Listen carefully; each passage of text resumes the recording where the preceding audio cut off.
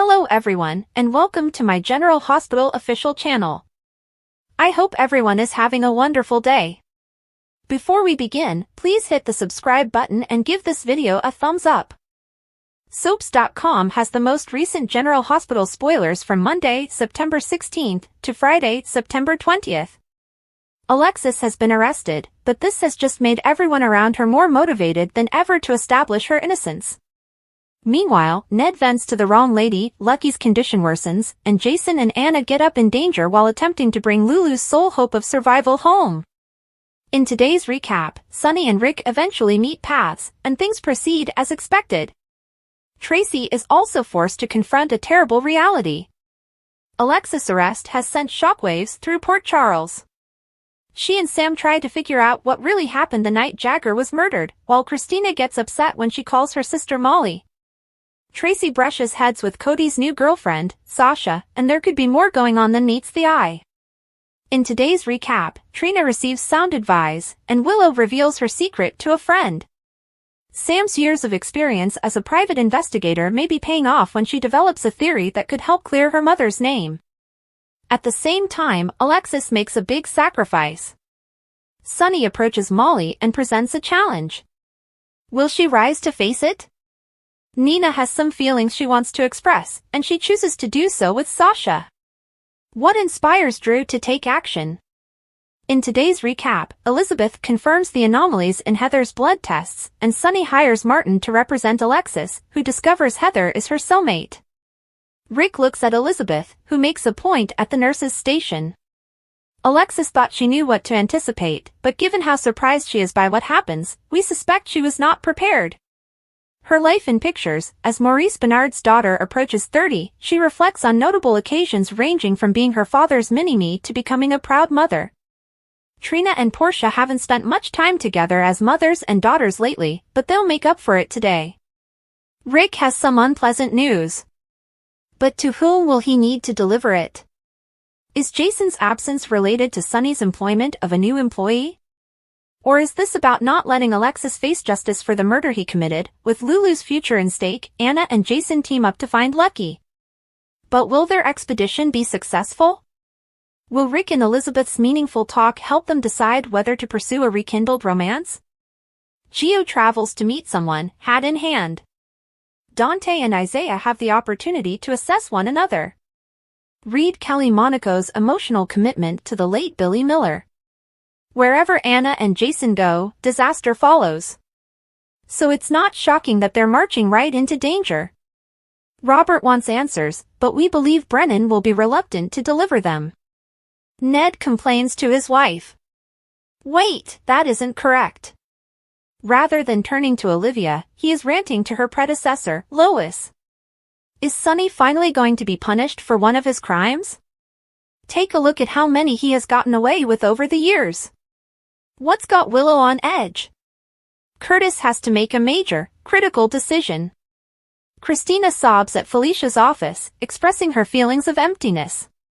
Felicia, having lost her own child, will support her through this. Reluctantly, Kristina consents to attend a support group, but she wants Sam to know so that she can hold her responsible.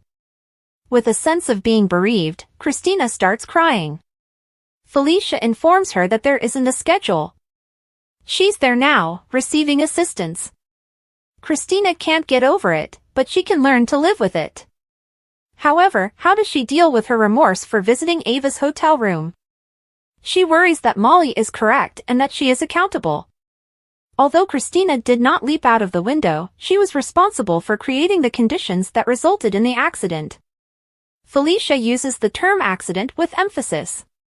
Working on her mental health is the best thing she can do, and this is a terrific place to start. Elizabeth discovers Rick waiting on Heather's test results in the nurse's hub. But he fears that for her, it's over. Is he going to stay in Port Charles without a case, Elizabeth wonders. Especially now that Alexis has been transported to Pentonville to await trial, he wants to stay for Molly. Distressed by the information, Elizabeth leaves to make rounds while Rick answers a call. Elizabeth comes back, and Rick presents her Heather's 2 lab results. For redundant testing, the identical sample was examined at GH and in another lab. Elizabeth concurs that they are unique.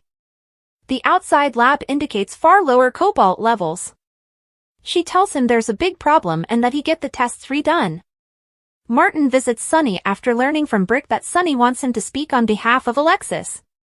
Martin is aware that this is a significant case with unaffordable publicity. Someone who will take it for the right reasons and stop at nothing to win is what Sonny needs. Martin is not going to lose. They give it a shake. Alexis waits in her cell to meet her cellmate after being processed at Pentonville. Heather laughs as she sees Alexis when a guard unlocks the cell door. Sam is a woman on a mission at General Hospital. Alexis has been falsely accused of Kate's murder, and she has recently been imprisoned as a result of her furious defense of Kristina. Being caught chucking a gun was one thing, but Alexis forced herself into a position when she claimed she was the only one who drove her car the night Jagger was murdered. Because it was discovered at the Quartermaines about the same time as his death, courtesy to Kristina's joyride. Kristina framed her mother perfectly. But she wouldn't have tried because she wasn't responsible for Jagger's death. Sam knows her mother did not commit it, and unlike Molly, she is not seeking to blame Kristina. In fact, she has a fairly clear idea of who killed Agent Kate's, Sonny. Michael and Sonny discuss GH. She's correct, of course, but that's what has us frightened. Because Michael made his loyalty obvious tonight when he warned his father that Sam is onto him and will not stop until she discovers proof that he was the one who killed the FBI's most hated and clears Alexis' name. Sonny is a proud papa since Michael prioritized family over justice, but this only adds to Sam's disadvantage. Sonny would not kill Sam, especially if she was simply attempting to clear Alexis' name for something he knows he did. At the very least, he would not purposefully kill her. We're pretty sure. However, this does not guarantee that nothing will go wrong, especially if Sam continues to dig. Sonny can't let that go unless he's willing to turn himself in. And since he hasn't done so yet, we're guessing it's not something he's interested in. We know Kelly Monaco is leaving and Sam will die. And now we're scared we might have just discovered how. A confrontation with Sonny will go badly, and Sam's fate will be sealed. Perhaps she'll fall during a struggle, as Kristina did with Ava, but will not survive. Maybe she'll draw a pistol on Sonny in an attempt to persuade him to confess, and it will go off during a scuffle. Regardless of how you slice it, Sam and Sonny are on a collision course. And this time, we don't think she will make it. Of course, if Sonny is found to be guilty for 2 deaths, he'll have to start hunting for a few more governor's daughters to rescue, because we have no idea how he'll get out of this. In Somalia, Sidwell stated that he was astounded by Lucky's continued poker success.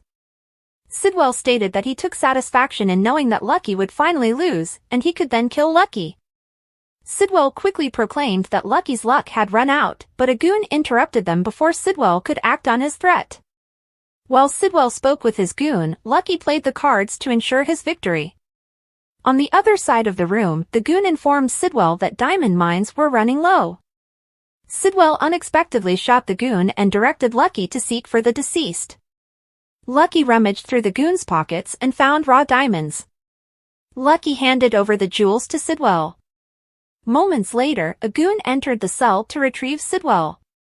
After being shackled to the chair and left alone, Lucky smirked as he withdrew a little rough diamond from his sleeve. Jordan sat in Anna's office in Port Charles and told her about apprehending the man who meant to kill Isaiah. Jordan remained determined to discover who the John Doe patient truly was. Anna informed Jordan that as soon as she learned something, she would inform him. Jordan left, and Jason appeared at the door. Anna wondered if Jason was there to gloat about Alexis being a suspect in the John Cates murder case, but Jason had no knowledge Alexis had been hauled in for questioning. Jason couldn't understand why the police believed Alexis knew anything about the murder. Jason explained that he was there since he knew Anna had wanted to speak with him earlier. Anna told Jason that she thought they had formed an alliance and become friends. Jason agreed that they worked well together, and he assured Anna that he had never informed Sonny that Anna had assisted Valentine in his escape. Jason was astonished by Anna's chilly demeanor and begged for 1 minute to present his case. "You're basing your evidence on a missing registered weapon," Jason stated. Anna understood what Jason was attempting to tell her. Sonny would never have used a gun that was legally his own to murder someone, is that what you're saying? Anna asked. Jason insisted that Sonny was not foolish. Anna stated that her gut was telling her that Sonny had killed John. Anna received a call and discovered that Isaiah was awake, so she left for the hospital. As Elizabeth attended to Isaiah, he awoke unexpectedly and shouted out the word "Lucky." When Elizabeth informed Isaiah that he was at the hospital in Port Charles, Isaiah introduced himself and said that Lucky, his friend, had sent him there. He asked Elizabeth if she knew Lucky, which took her by surprise. "How do you know Lucky Spencer?" she inquired. Before Isaiah could respond, TJ entered the room and informed Elizabeth that she was needed at the nurse's station. Elizabeth promptly called Carly and told her the news about Lucky, unaware that Carly was already at the hospital seeing Lulu. TJ evaluated Isaiah, who asked specific medical questions concerning his illness. TJ immediately recognized Isaiah as a doctor. After TJ had left, Carly arrived and introduced herself as Lucky's cousin. In the corridor, Elizabeth ran into Anna. Elizabeth sent her to Isaiah's room before Jason exited the elevator. Elizabeth informed Jason about her new patient. She was astonished when Jason revealed that he was the one who had found Isaiah. Elizabeth informed Jason that Isaiah knew Lucky, which shocked him. When Anna arrived at Isaiah's room, he described how he had landed himself in Port Charles. Isaiah explained that he was providing medical aid overseas when he met Lucky, who assisted in the procurement of supplies. Isaiah told Anna that he had been kidnapped by a man named Sidwell, a name she recognized. Isaiah claimed that Sidwell was a hypochondriac who had asked Isaiah to be his doctor. After visiting with Isaiah, Anna noticed Jason and Elizabeth outside the room and informed them that they may see Isaiah. Jason insisted on conversing with Anna alone initially. After Elizabeth departed to speak with Isaiah, Jason informed Anna that while he worked with Anna, everything remained between them. Jason also stated that while he worked with Sonny, things remained between them. Anna was dismayed by Jason's refusal to abandon Sonny. Jason stated that he would still like to work with Anna and assist her as needed because he considered her a friend. "I wish I felt the same," Anna remarked. In Isaiah's hospital room, he continued his story, revealing that Lucky had attempted to rescue him but became trapped in Sidwell's stronghold. Isaiah explained that Lucky had told him to try to get to Port Charles and contact the WSB. Isaiah also told Carly exactly where Lucky was being held. Carly quickly left to see Brennan after Isaiah told how he had been hit by a car. Isaiah stated that he knew immediately that someone was observing him at the airport. He had rented a car, but when he noticed he was still being followed, he got out and started running. Before he could get too far, he was hit by a car. When Elizabeth visited Isaiah, she disclosed that she and Lucky were once married and had a son named Aiden. Elizabeth was horrified when Isaiah told her that he had never seen Lucky in such distress. Later, Carly appeared at Brennan's office and requested his assistance. "I need you to find the exact location of my cousin Lucky," Carly told you. Brennan ran over the information he had provided Laura, but Carly wanted him to be more specific immediately. Brennan agreed to try, but couldn't guarantee he'd find Lucky. Jordan proceeded to Drew's office after visiting Anna's. Drew noticed Jordan was distracted by something, so she told him what had transpired in the hospital. Drew was really impressed. Drew also saw that Jordan enjoyed doing police-like job again. Molly frantically contacted Diane from Alexis' living room to inform her that the cops had brought Alexis to the station.